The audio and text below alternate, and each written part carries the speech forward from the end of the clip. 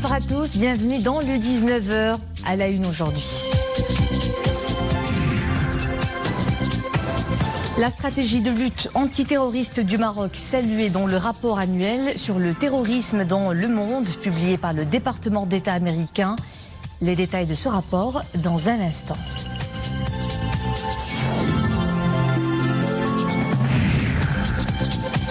À Saint-Étienne, nous irons à la rencontre d'un des plus célèbres bouchers de cette commune française, Jalil Kissou. Après un passage brillant au sein des boucheries qui livrent à l'Élysée, il s'installe à son compte par la création d'une boucherie 100% halal. Les accidents du tramway casablancais toujours aussi nombreux, près de 250 cette année, en cause le non-respect par les usagers de la route des passages et des signalisations de ce moyen de transport. L'heure est à la sensibilisation. À la une donc, la stratégie de lutte antiterroriste du Maroc saluée dans le rapport annuel sur le terrorisme dans le monde, publié hier par le département d'État américain. Le rapport met en avant les mesures vigilantes de sécurité, la coopération régionale et internationale et les politiques de lutte contre la radicalisation. Les développements, Mariam Messi. 71 personnes ciblées et arrêtées et plus de 20 cellules terroristes démantelées. Voici le bilan des interventions opérées en 2018 par les forces de sécurité marocaines. Des coups de filet rendus possibles grâce à une coordination étroite avec le ministère de l'Intérieur. Le rapport annuel du département d'État américain loue les efforts déployés notamment par le Bureau central d'investigation judiciaire qui a mis à profit la collecte de renseignements, le travail de la police et la collaboration avec des partenaires internationaux pour mener des opérations de lutte contre le terrorisme. La diplomatie américaine se félicite particulièrement du travail des autorités aéroportuaires marocaines qui érigent la sécurité aux frontières en priorité absolue. La politique nationale de lutte contre l'extrémisme violent est tout aussi mise en lumière dans ce rapport où le Royaume est cité à la fois comme un allié majeur non-OTAN et un membre actif du partenariat transsaharien de lutte contre le terrorisme. Washington érige le Maroc en modèle pour son étroite coopération avec ses partenaires européens, notamment la Belgique, la France et l'Espagne. Une précieuse collaboration à même de contrecarrer les menaces terroristes potentielles en Europe. Cet investissement sans faille a valu au Royaume la coprésidence du Forum mondial de lutte contre le terrorisme, tout en étant un membre actif de l'Alliance mondiale contre Daesh. La capitale sénégalaise est à l'heure de son salon dédié à l'économie sociale et solidaire. L'événement est initié sous le groupe d'impulsion économique Maroc-Sénégal. La deuxième édition est conçue autour de l'économie sociale et solidaire comme modèle alternatif et inclusif d'entrepreneuriat. Sur place, le sujet de nos envoyés spéciaux à Dakar, Hanan Arsalan et Abdelrahman Zian, avec un commentaire de Nisrine Ozdar. L'économie sociale et solidaire est un modèle capable de promouvoir le développement des pays africains. Le Maroc et le Sénégal l'ont compris il y a bien longtemps. Ils ne cessent d'œuvrer pour pérenniser leur politique commune dans ce sens. Cet événement en est la parfaite illustration. C'est aussi et surtout l'occasion pour les 50 exposants représentant les 12 régions du royaume de promouvoir leurs produits. Nous aspirons à promouvoir l'artisanat marocain et à booster nos affaires à travers notre participation à cet événement qui s'annonce d'ores et déjà fructueux. Nous travaillons à accompagner les petits producteurs dans leur quotidien. Et c'est promouvoir la production de qualité et la transformation des produits locaux. 8 jours durant, des centaines d'experts de haute facture explorent les moyens de bâtir un modèle social inclusif en faveur des citoyens les plus vulnérables. Le Maroc lance un plaidoyer pour des politiques publiques plus efficaces et plus pérennes.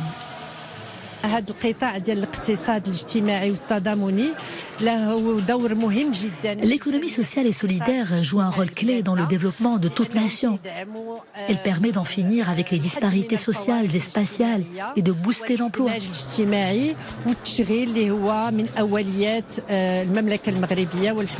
Comme l'avaient souhaité les plus hautes autorités de nos pays respectifs, que ce soit de Sa Majesté le roi Mohammed VI, où le président, son Excellence M. Macky Sall, c'est pour permettre à nos peuples de partager des expériences et voir comment ensemble nous pouvons réaliser de manière effective l'inclusion économique et financière qui est gage de développement, gage de stabilité pour nos pays respectifs. Conçu et initié par le groupe d'impulsion économique Maroc-Sénégal, l'événement favorise l'émergence d'une économie sociale innovante et socialement responsable en Afrique. Une excellente plateforme d'échange autour des défis qui s'imposent. Il est de ceux qui ont pris le pari audacieux de l'entrepreneuriat. Amin Zarrouk, un informaticien au parcours professionnel atypique. Du haut de ses 36 ans, ce self-made man a réussi à hisser son propre business jusqu'à en faire une entreprise leader de son domaine. Une structure basée à Fès qui emploie aujourd'hui plus de 800 personnes et opère dans les secteurs de l'automobile et de l'aéronautique. Madi Mouhid, Madi Chtaibi, Marim Messi. C'est le début d'une longue journée de travail pour Amin. Une journée qui commence tôt et s'achève tard pour ce jeune entrepreneur qui a décidé d'abandonner le confort du salariat pour se lancer dans le monde de l'entrepreneuriat. Appliqué et rigoureux, il veille au détail près sur le fonctionnement de son entreprise. Un effort qui semble payer, ce spécialiste des nouvelles technologies récolte aujourd'hui les fruits de son projet professionnel qu'il a monté de toutes pièces il y a de cela quelques années. Je me rappelle m'être confié à un ancien ami-collègue à l'époque où l'idée de mon projet d'entreprise commençait à germer dans ma tête. Il m'avait répondu que je ne faisais que rêver. Effectivement, je n'ai pas cessé de rêver. Mieux encore, j'ai réussi à atteindre des objectifs d'envergure dépassant mes aspirations. Persévérance et détermination sont les mots d'ordre de son parcours. Un sans faute professionnel qu'Amin a couronné par la création de sa propre structure, spécialisée dans l'automobile, l'aéronautique et les énergies renouvelables. 3 secteurs clés qui régissent l'activité de cette entreprise implantée dans la ville de Fès. La société emploie 800 ingénieurs. Nous avons étendu notre activité vers Rabat et œuvrons désormais à planter notre étendard à plus grande échelle. Manager chevronné, Amin dirige une équipe dévouée de jeunes ingénieurs. Bien plus que de simples employés, ses collaborateurs épaulent leur hiérarchie dans une atmosphère de confiance réciproque. Leur ultime motivation, un sentiment d'appartenance développé envers l'entreprise.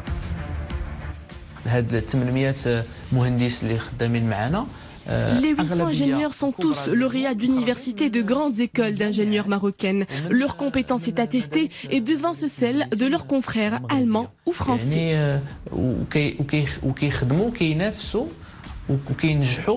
Il est toujours optimiste, malgré les défis qu'on a rencontrés ensemble pendant ces 5 ans.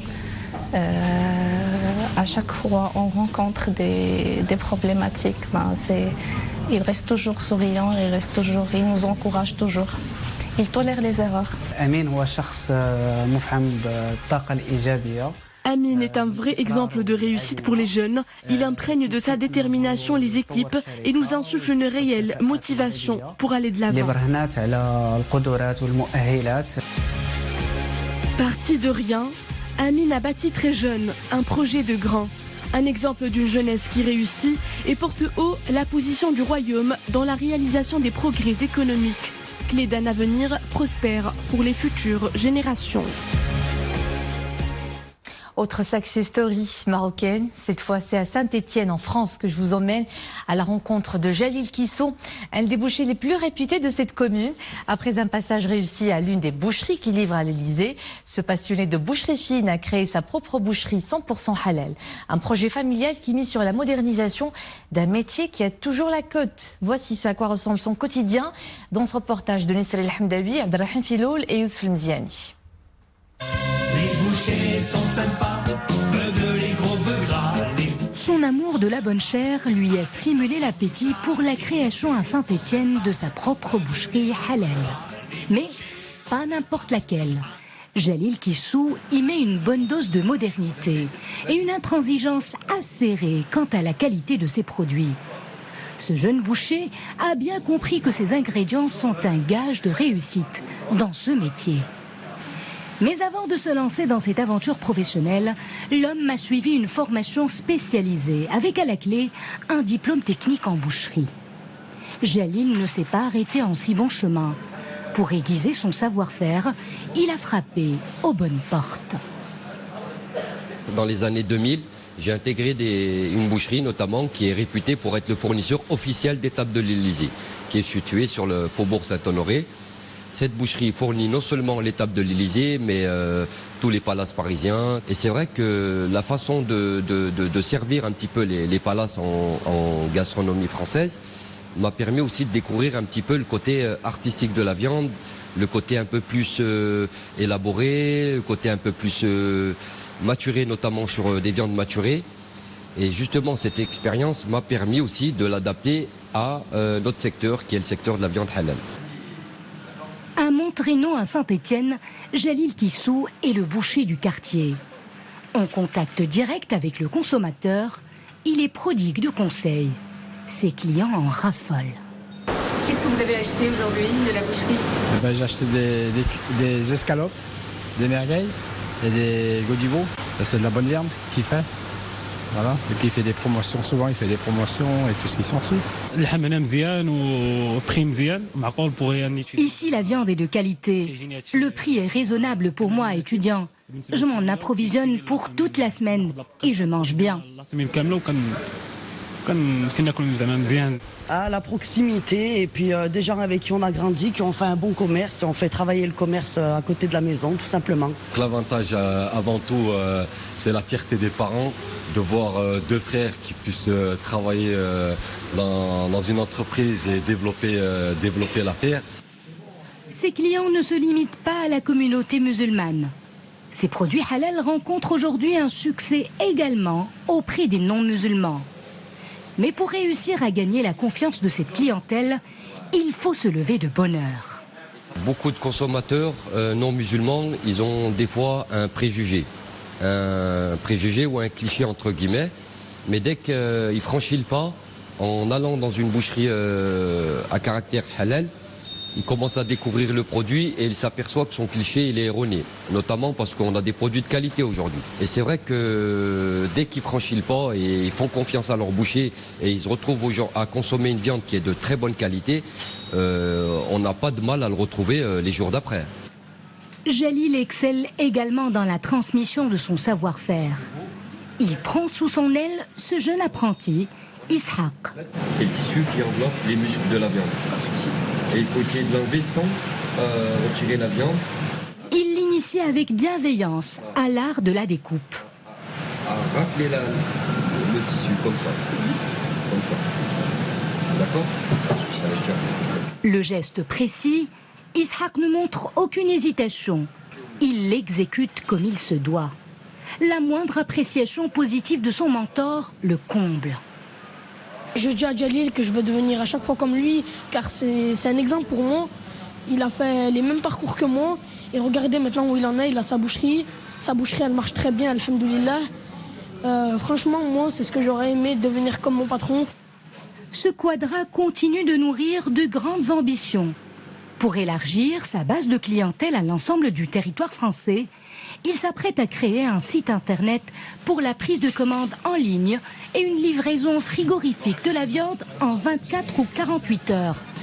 Il pourra ainsi flatter les papilles d'une clientèle avertie.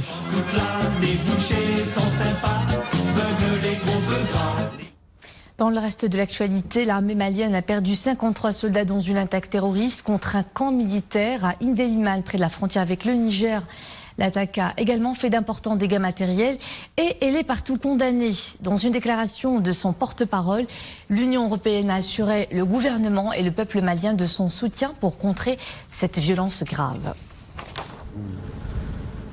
À la une également, le satisfecit de l'émissaire spécial de l'ONU pour la Syrie à l'issue de la première réunion plénière du comité constitutionnel syrien qui a réuni pour la première fois le gouvernement de Damas et l'opposition. Mais de profondes divergences persistent. Pour l'opposition, le plus important est d'instaurer un cessez-le-feu permanent. Après cette première session, ce sera dès lundi autour d'un comité restreint de 45 membres d'entrer dans le détail des discussions sur la Constitution. En Irak, une 4e semaine de contestation. Dans la nuit, de nouvelles violences ont opposé les forces de l'ordre aux manifestants qui continuent d'occuper sans interruption la place Tahrir de Bagdad pour réclamer la chute du régime, en dépit des promesses de réforme des autorités. Une nuit de violence donc, une personne a été tuée et des dizaines ont été blessées. Depuis le début de ce mouvement, 257 personnes sont mortes. Il fait partie de la flotte du transport urbain de la métropole économique depuis plus de 8 ans maintenant. Je vous parle du tramway dont les différentes lignes enregistrent un nombre élevé d'accidents. Cette année, pas moins de 259 accidents ont été enregistrés. À l'origine de ce constat peu réjouissant, le non-respect par les usagers de la route, des passages dédiés au tramway et ses signalisations, en dépit d'un effort considérable en matière de sensibilisation. Hassan Zaki, Mohamed Laroui, Mounia Marouche. Visiblement, les usagers casablancais peinent à se familiariser avec le tramway. En une année, 249 accidents liés à ce moyen de transport ont été recensés dans la capitale économique. Et c'est le comportement des piétons et des conducteurs qui est pointé. Manque de vigilance, excès de vitesse et non-respect du code de la route, des facteurs qui provoquent des accidents parfois mortels.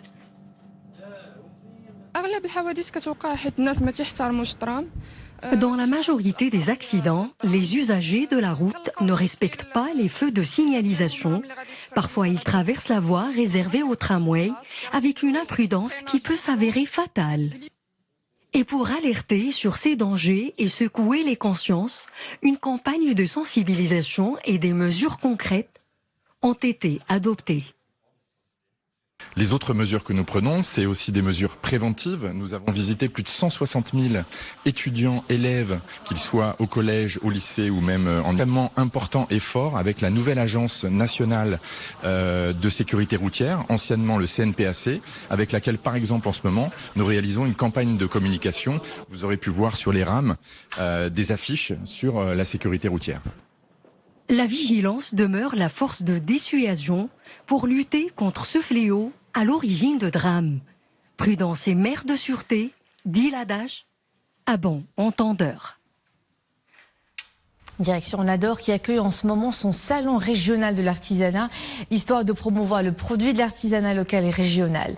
Le salon prend place sur la corniche, près de la plage artificielle de la ville et connaît la participation de nombreuses associations et coopératives. Rachid Latabi et Zakaria Moukinbillah.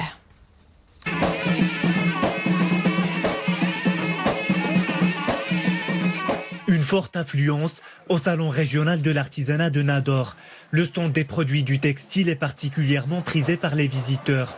De nombreuses associations et coopératives d'artisans des différentes provinces de la région, ainsi que d'autres régions du Maroc, exposent leurs innovations en matière d'habits traditionnels. C'est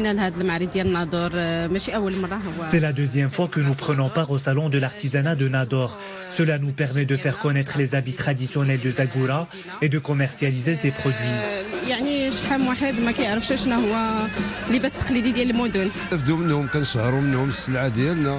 Ce salon est bénéfique aux artisans. Il nous permet de promouvoir nos produits et de gagner de nouveaux clients. Il offre aussi l'occasion de rencontrer d'autres artisans et d'échanger nos connaissances et nos expériences. Je suis ravi de participer à cet événement. J'espère que ce genre d'initiatives se multiplieront au profit du développement de l'artisanat. Ce genre de salon permet aux artisans d'exposer leurs produits et de donner de la visibilité à leur travail. Il offre aussi l'occasion aux habitants des différentes provinces d'apprécier un large éventail de produits de l'artisanat et de trouver des objets qui correspondent à leurs attentes et besoins. La région de l'Oriental connaît une grande diversité des produits de l'artisanat. Les salons qui s'y tiennent drainent une forte affluence. Un nouveau salon national dédié à l'économie sociale et solidaire est prévu pour le mois prochain et connaîtra la participation de coopératives de l'ensemble des régions du Royaume.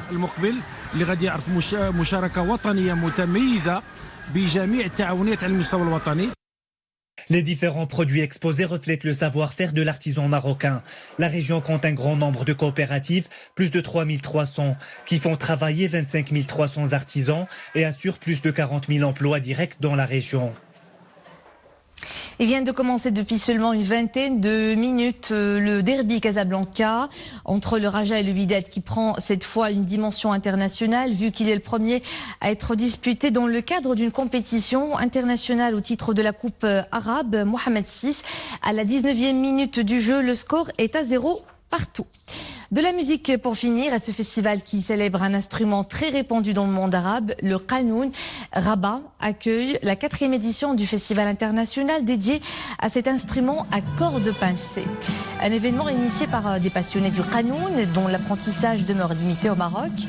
L'événement qui met à l'honneur le Liban a été animé par des musiciens prestigieux de plusieurs pays.